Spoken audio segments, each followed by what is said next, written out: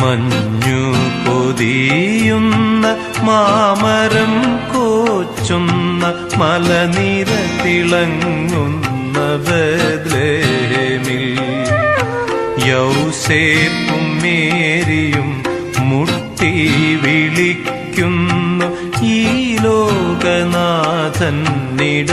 തരില്ലേ?